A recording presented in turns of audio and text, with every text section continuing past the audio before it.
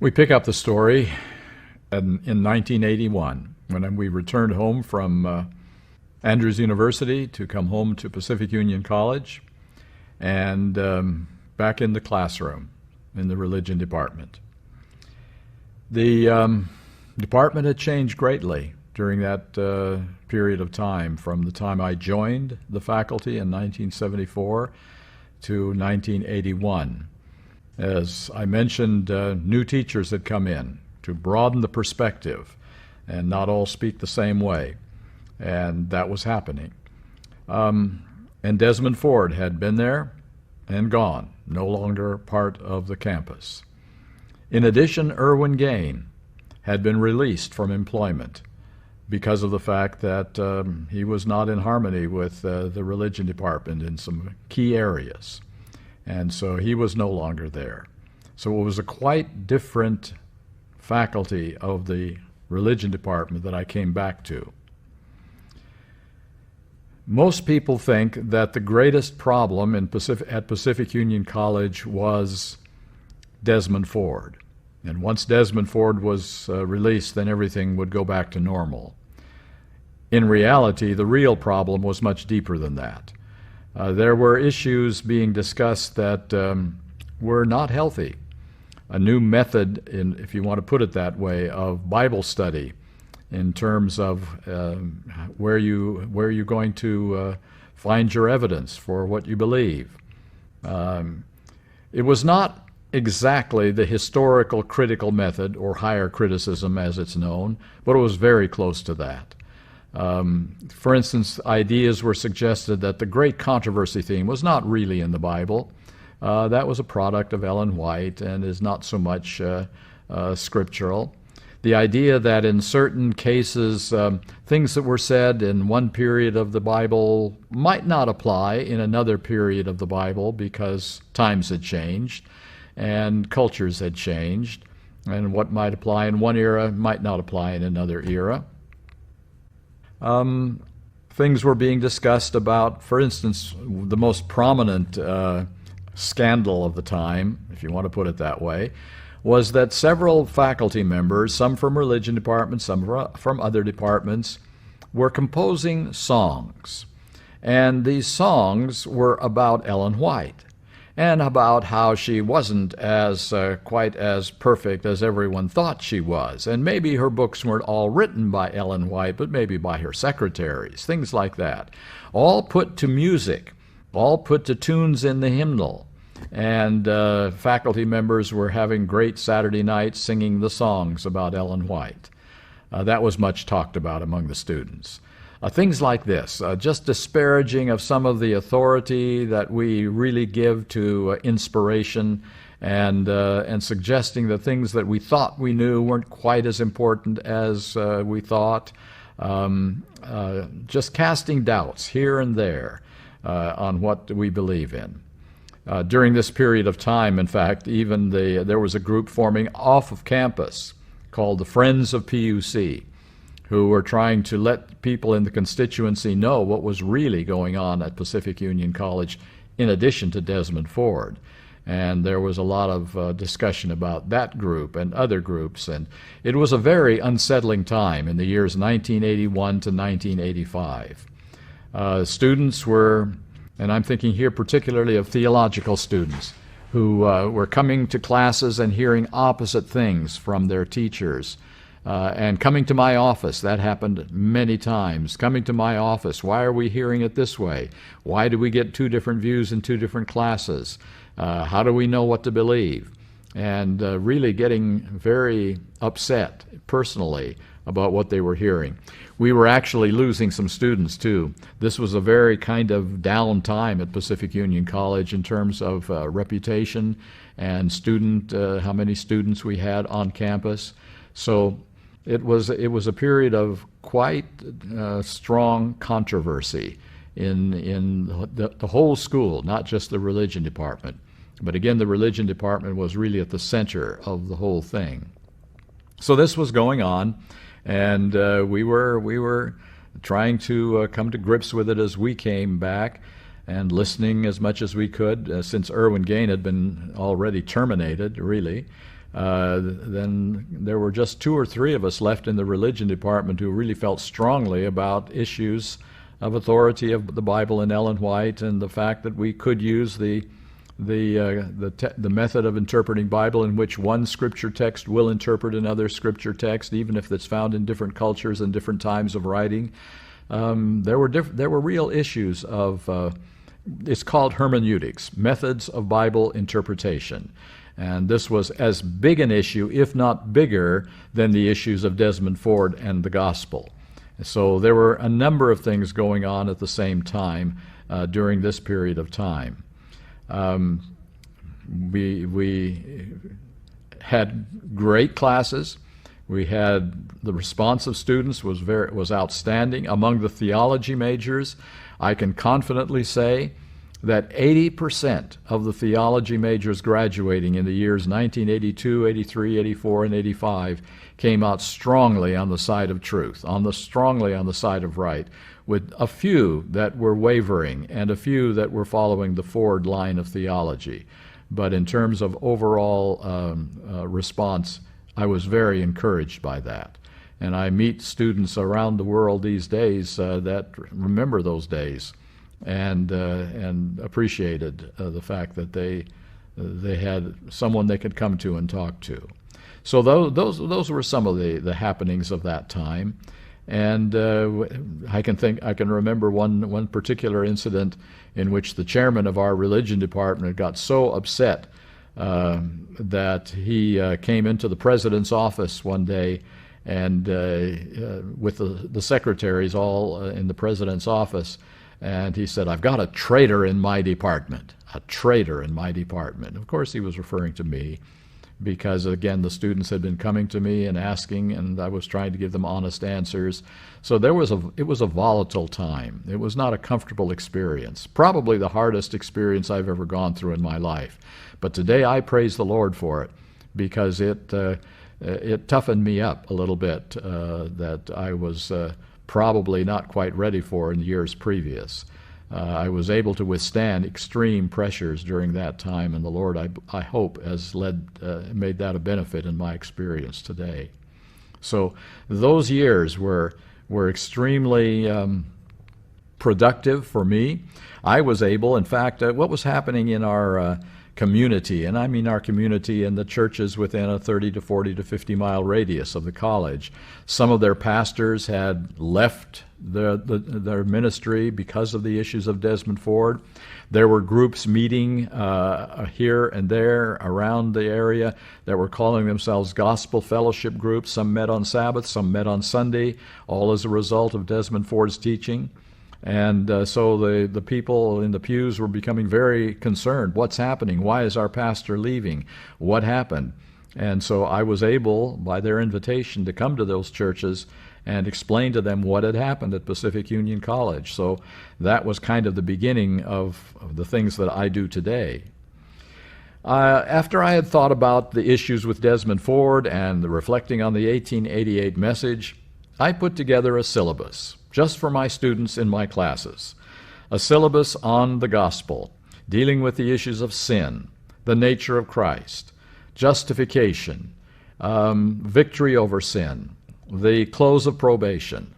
And I put together this syllabus, and it was a hand-done syllabus so that students could review it and think about it, and I covered these materials in my classes. And one day, and I had nothing to do with this. As I said at the very beginning, I'm not a writer. I'm not an author. I do not write books. But someone sent this syllabus up to the Pacific Press. And it was only because of one individual at the Pacific Press that this syllabus was ever considered for publication, and that name was Herbert Douglas. He happened to be the book editor at the Pacific Press during those years. And he saw this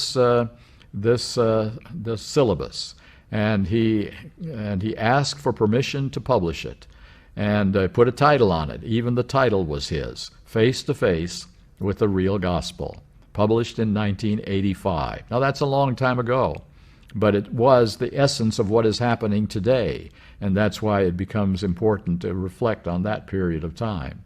So that book became sort of my benchmark book that explained what I believe about the gospel, righteousness by faith, and why the other method of interpretation was wrong, the method that Desmond Ford used. So that was published during that period of time.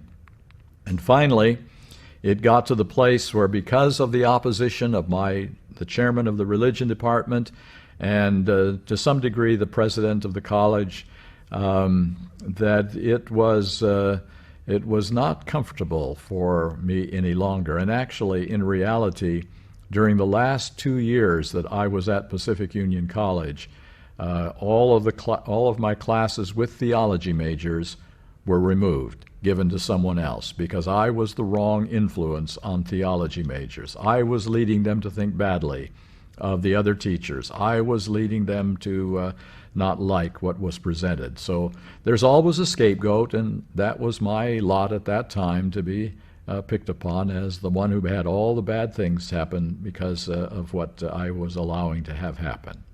So again, as I say, that was a very difficult period. Kay and I, my wife and I, really prayed our way through this period of time.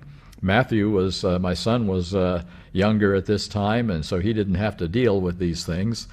He was off first in homeschool and then in grade school, trying to fit in as best he could, and not everything was going as well as I had hoped in that experience.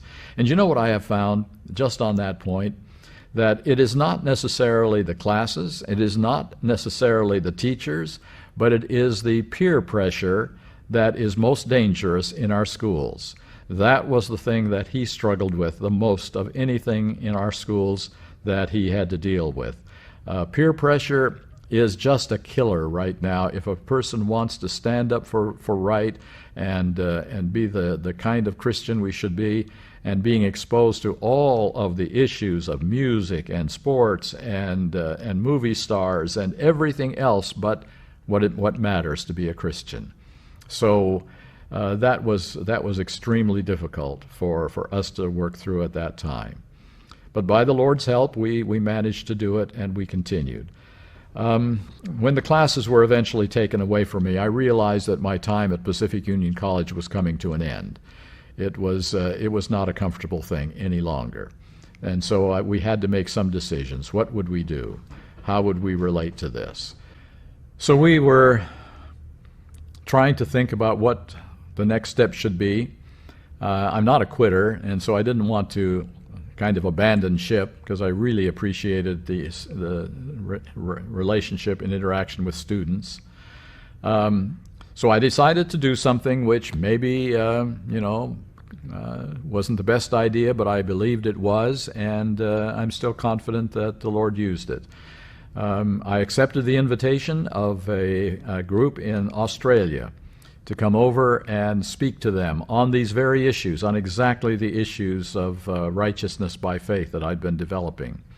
The group over there was known as the Concerned Brethren, the CBs they called themselves, or some called them, and they were the ones who were reacting to the negative influences in Australia that were going on at that time. And they held their own camp meetings, and large camp meetings, people coming from all over Australia. So they invited me to come over and talk to them on these very issues. And so we accepted that invitation, knowing that it would probably cost us dearly. And it was after that time that the president of the college, being disappointed in the fact that I'd accepted that invitation to go over and speak to them, let me know that probably my days at PUC had to be numbered. So at that point, we had to begin thinking about what we would do. At this point, I was only in my 40s and halfway through my active career as a minister and a teacher. And so we had to try to make sense of what was happening, how the Lord was leading us at this point. So we made a decision that we would sell our home that we had lived in at Pacific Union College and buy a motorhome. That's the worst possible business investment you can make if you want to increase your financial standing. But we decided to put all our money into a motorhome and take Matthew out of school And we would do homeschool together for his high school years as we figured out what to do. So that kind of is the place where we will leave it at this point, and the next year would be a very, very eventful year in our lives and would change the direction of everything that we had done up to that point. I think we're about at number 6 in this little trip down memory lane. So now we're at the point of leaving the classroom. What would I do for the rest of my life? Where would I work? Could I go back to being a pastor? Would I be a teacher somewhere else? That door was pretty well shut for me, at least in the United States. And so we had to make a decision. So we bought the motorhome. And we decided we would just travel. We would not go with any specific destination in mind, except one thing. I had never before even investigated self-supporting institutions that were not funded by the church. I had always been a salaried employee of the conference, either as a pastor or as a teacher. I'd known that self-supporting ministries were out there and doing a good work. Weimar had been started by that time. And I realized that they were doing a good work, but I'd never become personally involved or investigated any of these groups. So I made the decision that we would head out and investigate. And so we began to travel. We traveled around the United States. We traveled to South Dakota, to the Black Hills, where there was a self-supporting group.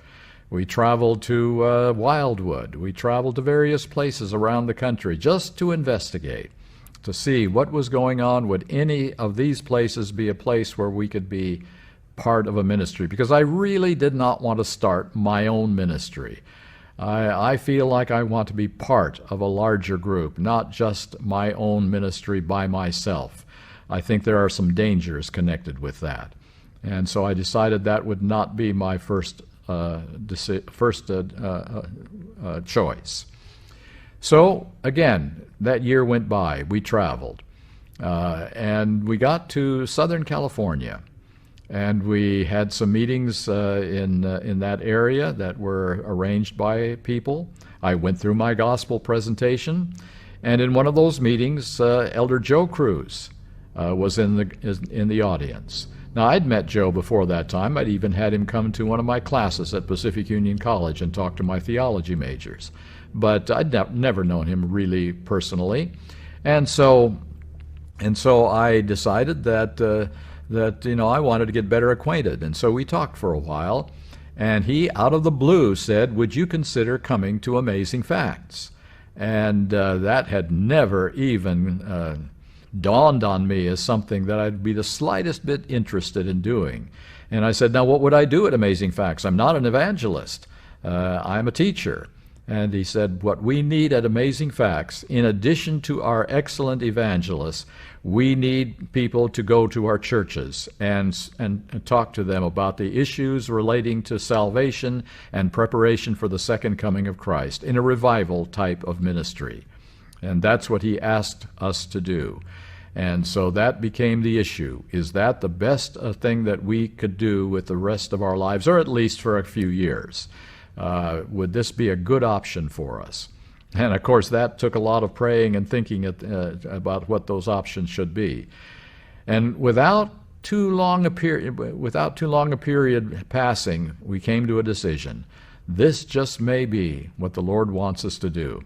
Because here I can give the messages that the Lord has impressed upon my mind, and I can speak openly and without too much fear of recrimination from superiors. So we said, we'll give it a chance. We'll see what we can do. And we accepted the invitation to be part of the ministry of Amazing Facts. I thought we might be able to do that for 4 or 5 years, probably. And then probably we'd have to find something more secure for the long run. And so we said, we'll give it a try.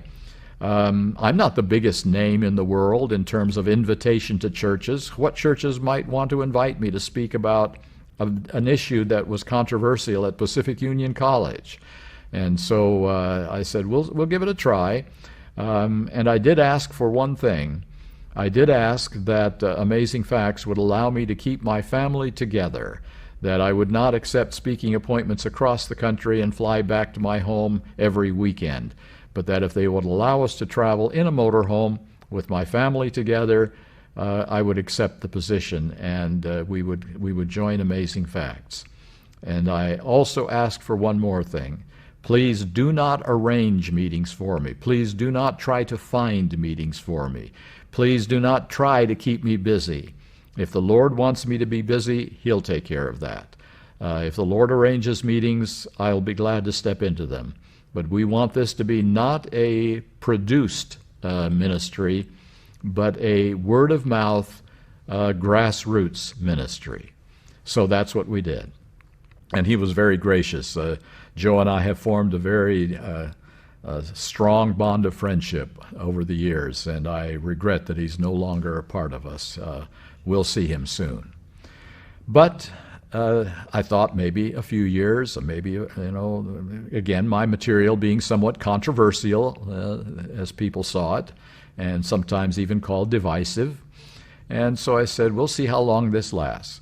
Well, here I am, 30-some years later, speaking in front of an Amazing Facts camera at the Amazing Facts headquarters. I would never have predicted that in my wildest imagination, that I have been doing this longer than I have been doing anything else in my lifetime, and enjoying it more.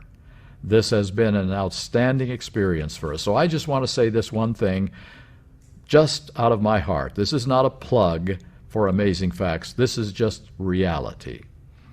Probably Amazing Facts is the only radio television ministry that I could ever have been doing this in my entire life as a way of life on a regular basis, year in and year out. Amazing Facts has supported us completely over the years, has never flinched when opposition came in, and opposition has come in, has always said, you do what the Lord leads you to do, and you do it in the way that will best satisfy your needs, your convictions, and the Holy Spirit's leading. So I just want to say I am so grateful for a ministry like Amazing Facts. We're not the only ones that are good that are around, but this is one of the best of the best. And I have appreciated very much their support for all these years through a change in leadership at Amazing Facts as well, when Elder Cruz died rather suddenly. And we all wondered, would Amazing Facts survive? Would this be a ministry into the future or not? And Bill May came in and took it over and made sure it would survive for a few years, and then he passed away. And so this was a kind of a rocky period for the future of Amazing Facts. But they held firm, and the supporters of Amazing Facts have held firm, and we're still going strong and stronger. And I am just very, very pleased that this could be our ministry over these years. So we are still out there on the road. We are holding these meetings. In fact, the entire sum and substance of my meetings as I go around the country can be summarized in two areas. Number one, the message of Seventh-day Adventism and the gospel of Seventh-day Adventism. What is our real message? What should we be talking about when we talk about truth and salvation? There are a lot of good things to talk about. There are prophecies that need to be understood, and our Amazing Facts evangelists are excellent at expounding the prophecies pointing to the second coming of Christ and urging for conversion so that we do not miss out on what is ahead of us. There are doctrines that need to be clarified. I taught a class in Bible doctrines that is crucially important, that we know what our doctrines are. But if there's any one thing that is more important than anything else, it's the gospel. If we are wrong on prophecy, if we are wrong on doctrines, even some doctrines that we think are important, but if we get our relationship with Christ important, I think we'll survive. We'll have some time in heaven to sort out where our problems were and what our mistakes were. But there will be no one in heaven that does not have a living, strong relationship with Jesus, based on truth, not error. And so this becomes, in my mind, the most important issue in Seventh-day Adventism. What is our message of salvation? And so I focused almost all of my attention on that. And then the second issue, what's our mission? What was Adventism called to do and be? Why are we here? Why did God bring a movement out of many other churches into existence? Simply to get the facts right and get people baptized and take the gospel to the world? Well, that's great. We need to do all of that. We need to give the message of salvation to as many as are willing to listen. But I do not believe, I really seriously do not believe that that's our primary mission. That is a mission of ours. But I really believe that we were called into existence to vindicate the name of God, to tell the truth about God's character, and more importantly, to live the truth about God so that the lies of Satan can be exposed. And one of the greatest lies of Satan is, you've got fallen natures. You can't possibly obey God's law. It's too rigid, and God is too merciful. He'll just overlook those areas in which you don't measure up and you don't live like Christ. Those are some of the lies that have to be refuted before God can be fully vindicated in his handling of the sin problem.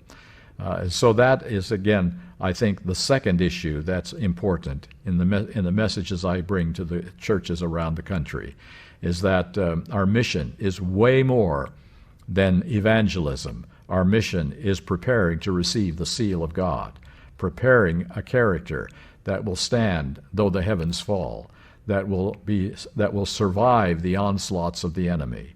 I believe that is why we were called into existence.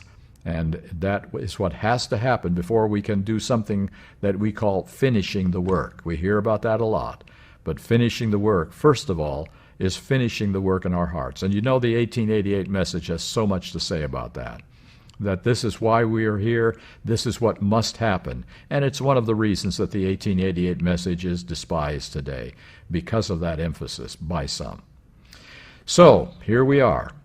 We are here 30 years later, with amazing facts, happy to be part of an evangelistic organization that sees that its job is more than just soul winning. Its job is to prepare a church for the second coming of Jesus Christ. And we want to be part of that.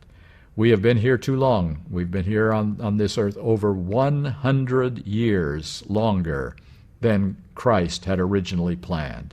And we have all kinds of reasons why he isn't here.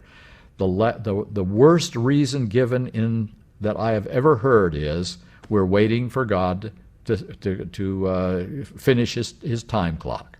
Once he finishes up the necessary amounts of hours, minutes, days, months, and years, he will come at his own time of his own choosing. That has to be the worst explanation of why we are still here, and it's very prominent among us today. So how long will we continue to be here? As long as the hearts of God's people are not ready for the seal of God. Revelation 7, 1-3 is very clear that the angels are instructed to hold the winds of strife until God's people are sealed in their foreheads, which means, according to Ellen White, settling into the truth intellectually and spiritually so they cannot be moved. That is the calling of Seventh-day Adventism. And when that is complete, we go home. Until that is completed, we wonder why Jesus isn't coming soon. So that's what we've been doing. That's our message that we've been carrying to the churches around the country and in Australia and New Zealand about what the purpose of Adventism really is. Yes, it is somewhat controversial. Yes, it does divide, because we have issues today in the church that were not in the church that I grew up in. But today we have those issues because of a word called pluralism, which means different beliefs equally acceptable within a body. Now that has happened in many churches, and only in the last maybe 20 to 30 years has it become a dominant issue in the Seventh-day Adventist Church. in which different views, different perspectives, even different truths are all acceptable under the umbrella of Seventh-day Adventism. The unity that we often hear spoken of is really a facade until it becomes a unity under truth and for the sake of truth. So our perspective and our attitude is today, find those people who are willing to receive the final message of God and prepare for eternity. And that's what we're trying to do. We've come to number 7 in our little journey. We're on the road. We're holding meetings.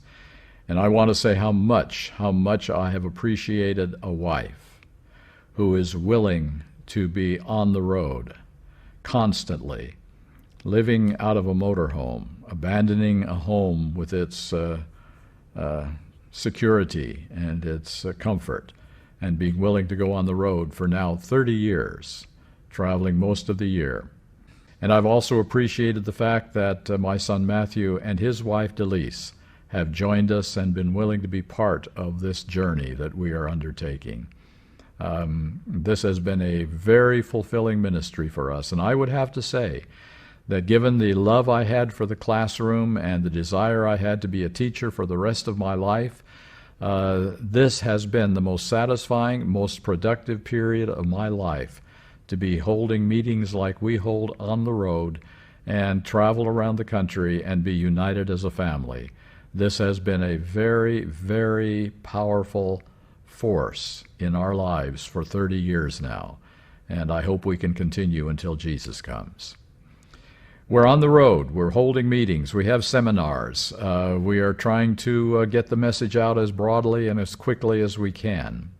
During this period of time, 2 or 3 times, it was decided by various individuals that we needed to try to come together. We seem to be going farther and farther apart on the various gospels that are competing for our attention in the Adventist Church. And we need to try to see if we can come together. One meeting was held at Andrews University, in which several scholars from the university, from the seminary, and a number of independent ministry leaders came together, spent several days together on topics that had been mutually agreed upon, and on the very issues that Desmond Ford had brought up in the years previous: the nature of sin, the nature of Christ, justification, victory over sin, and yes, perfection. And so we came together, we studied together, and we met in a group of not more than 15 people, trying to see if there could be harmony and be unity. And you know, we almost came to some agreement, particularly on the nature of sin and what sin is. Is sin a birthright, or is it a choice? Is sin an inheritance by which we will continue to sin for as long as we live, or is it a daily decision in which we make individual choices based on our knowledge of what is right and wrong? And so we really wrestled with these issues, and we came to almost unanimous agreement that it is a choice.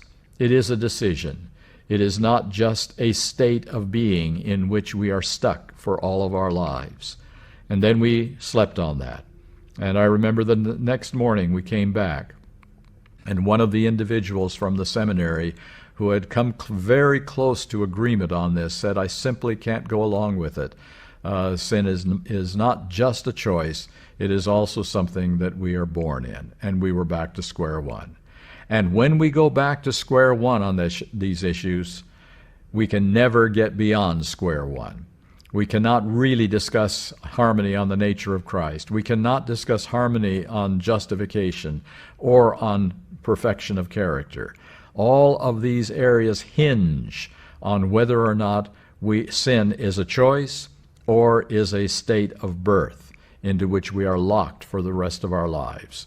So when that attempt failed, it pretty much was impossible to come to any kind of unanimous agreement, even among the few of us that had met together, to try to see if we could get some harmony rather than controversy on these issues.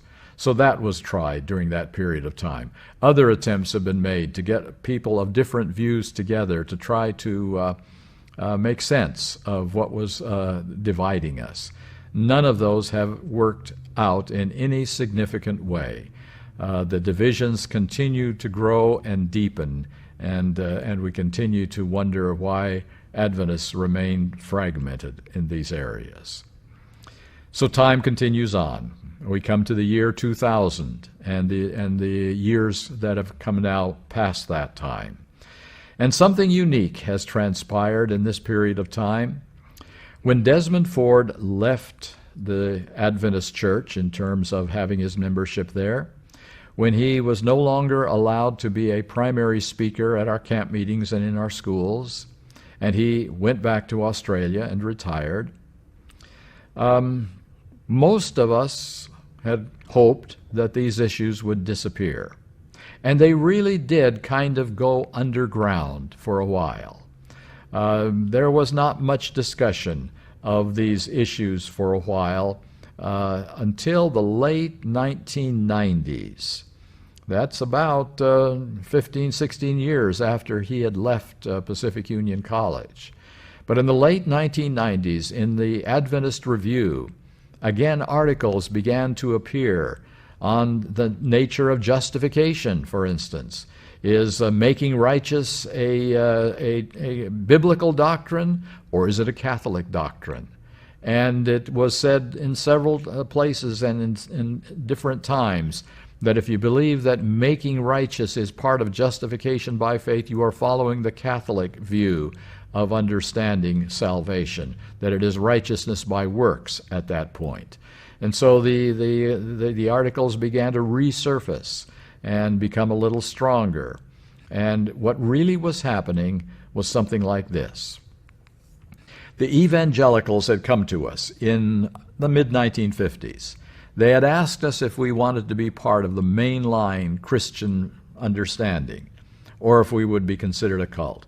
We altered some of our beliefs, such as the nature of Christ and the nature of the atonement. And therefore we were accepted as valid Christian members of the mainline body of Christianity. Then that again kind of disappeared for a while. And then along came Desmond Ford, only watering, as I said, watering the seed that was planted in the mid-1950s, bringing it to real logical fruition, showing where this would take us as a people, and continuing from that point. And then when he lost his ability to speak in the Adventist churches, we thought again that this might be the end of the controversy in its most virulent way. But now through the pages of the Adventist Review and some other journals, we were beginning to hear these things all over again. And now it became more and more dominant that this was the ongoing issue, because it had not been dealt with carefully and thoroughly in 1981 at the Glacier View Conference in Colorado. Now it was coming back from underground and coming to the surface again, so that now we were beginning to see these same issues and these same problems arise again, and we were having difficulty knowing how to deal with them. So now here we come down the years again. In our meetings in churches around the country, more enthusiasm, more desire for these things. I often wondered in the early years, would we be able to continue this ministry in any serious way once we had given our first presentations? Would this continue? And I can say that now we are receiving more invitations for these meetings than ever before in my lifetime. Now there are more people wanting to be put on a waiting list so that they can have this seminar in their churches. And so we are. I'm just amazed at that. I have more meetings than I can possibly meet, and even requests from around the world that I cannot meet. And so the interest in this area is growing. It is not diminishing. And again, the opposition is growing. And so we'll bring it up to our time. Here we are. This is being filmed in the year 2019, at the beginning of the year, and something really important happened in the last year, 2018, for the first time in my lifetime, 4 books, 4, published at one time, have come off our presses. 3 written from Andrews University, 1 written in the Pacific Union Conference, all on one issue. The last generation theology is wrong. So what's last generation theology? That is a name that's just been coined in recent years. When M.L. Andreasen was writing about these things, he was just talking about the final generation and what it was like to live in the time of the time of trouble and the close of probation and receiving the seal of God and living through the close of probation and beyond through the plagues. We didn't have any particular name for it. It was just that this was what Adventism was heading for. This is what Adventism's message was all about. Within the last few years, the name Last Generation Theology was coined, and it has sort of become an acronym now, LGT, Last Generation Theology. And all of these books have one theme: Last Generation Theology is wrong. It is fanaticism. Don't get trapped in last generation theology. And in almost all of them, the name M.L. Andreasen figures very prominently. Now, M.L. Andreasen was an individual that came into prominence very early in the Adventist Church. He was very active in being an author and a writer of very deep theological books. The Sanctuary Service, one of his best, the Book of Hebrews, and others. And so this was during the period of the 1930s and the 1940s, in which it can probably be accurately said that he was the most influential theologian on these subjects in Adventism. When the 1950s came, he examined these discussions that were being held at the General Conference level with evangelicals.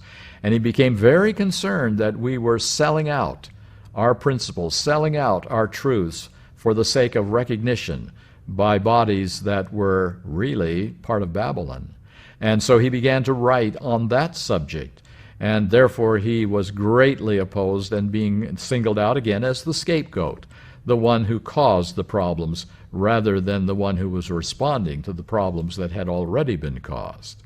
And so M.L. Andreasen has been the one most attacked in these last 4 books. He is the one that has brought all the discord, all the disunity, all the problems into our time right now.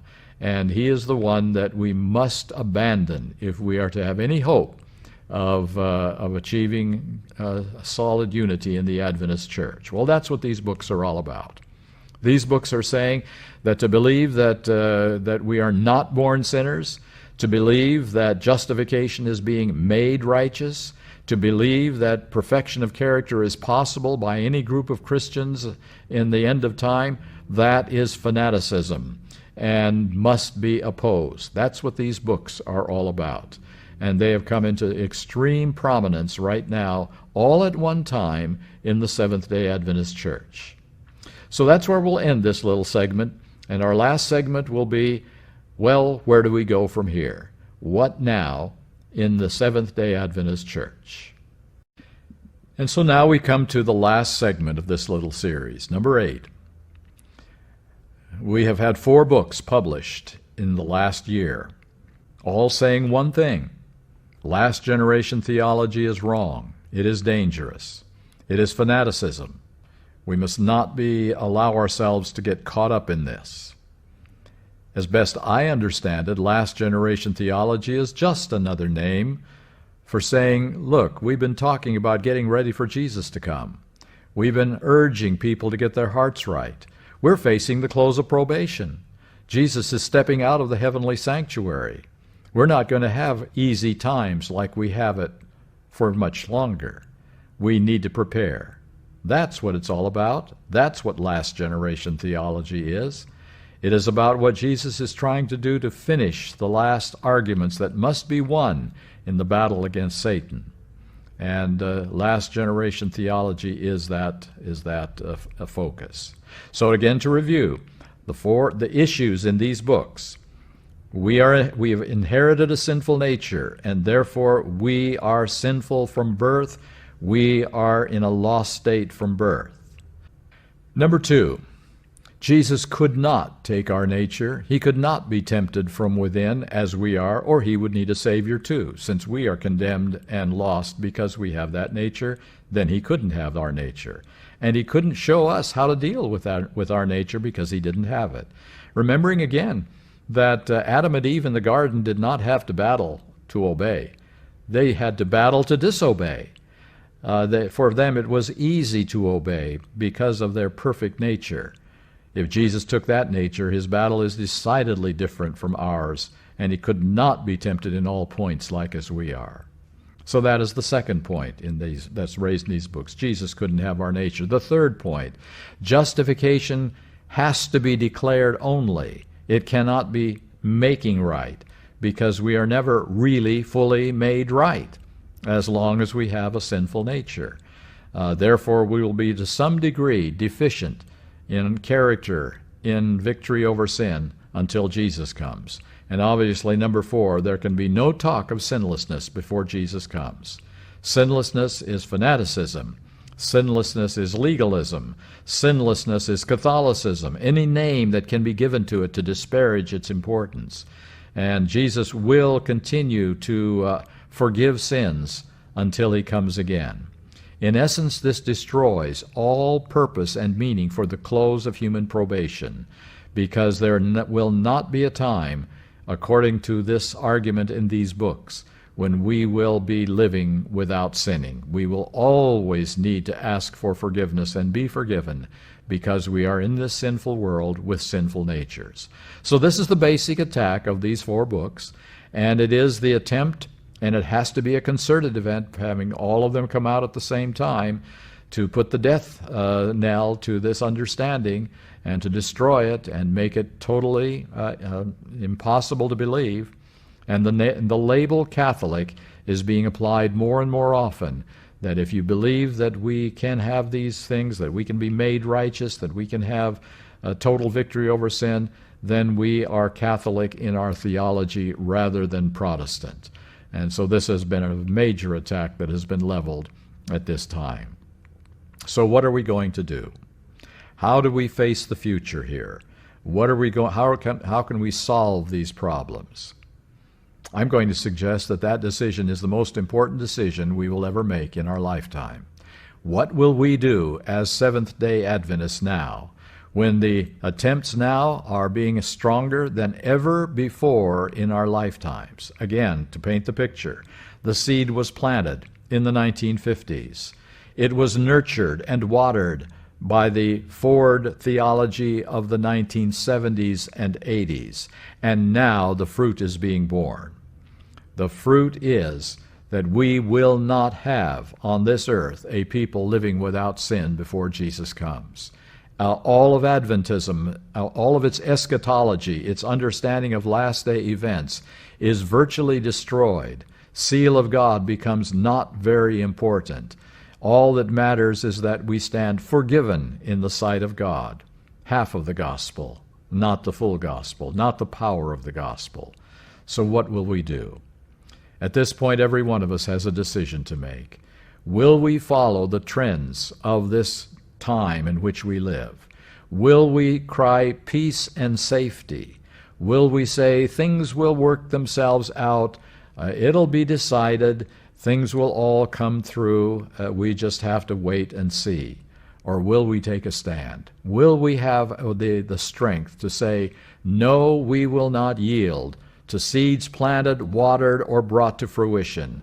We will take a stand for what is truth and make our voices known. Ellen White says that the worst type of hostility to God is neutrality in a crisis. Are we going to be neutral in this crisis? This is the biggest crisis I have seen in 30 years of going to churches around the country talking about our message and our mission.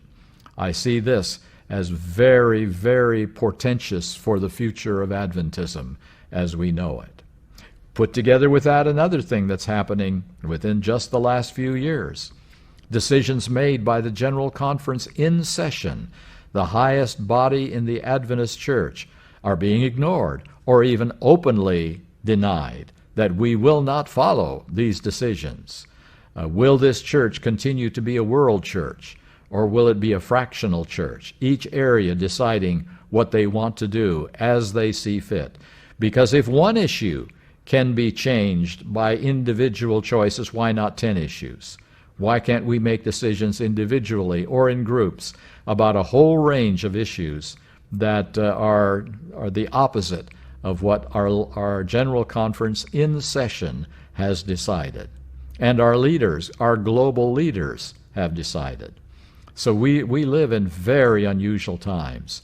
I've not seen this kind of, shall we put it, conference-level opposition. I've seen fanaticism. I've seen groups arise up in fringe protests, but I've not seen this kind of conference-level denial and opposition in my lifetime as I'm seeing today, on two levels. Here we have one in church organization and the other in church theology, in the mission of the Adventist Church. So we have some very crucial decisions to make. Now there's another issue as well. Satan knows the importance of all of these issues, and he knows that there are people who are willing to stand up and be counted. He knows that this is his greatest fear, that this group will stand up, that they will make their voices known. And so he distracts them. Various issues have come up in the last 10, 15 years which have distracted faithful and good Adventists.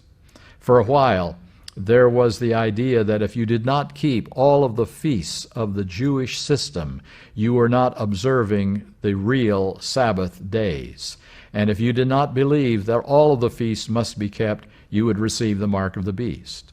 So here we have the feast day diversion that has been coming into Seventh-day Adventism. And then we have another one that has come into Adventist thinking here and there, and that is that there may not be three persons in the Godhead. This may be something that has been invented by the Catholic Church.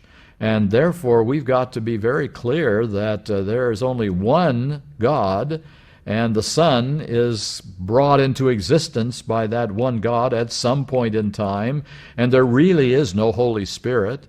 And that has diverted the attention of a number of really faithful Seventh-day Adventists, so that they are being led into this kind of thinking as the present truth of our time.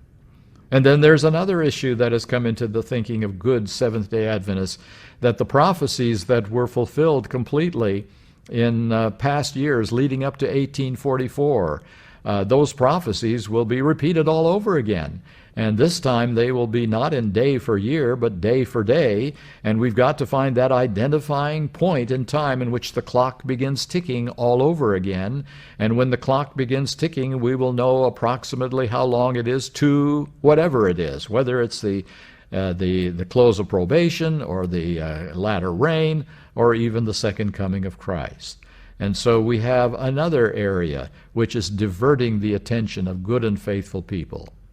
You see, Satan doesn't care too much about those who are already in his trap, be they churches that are in very liberal states, or maybe evangelical churches, conservative churches that are swept up into a false gospel, or whether they are Seventh-day Adventists, denying creation, saying that this earth has been around for millions of years, saying that God created by the method of evolution. He's got people in his traps, well organized and well planted. And now he's got to get that last group, the faithful ones in Adventism who have not been diverted in these areas and are now being diverted into some of the quote-unquote present truth issues of our time that people are discussing.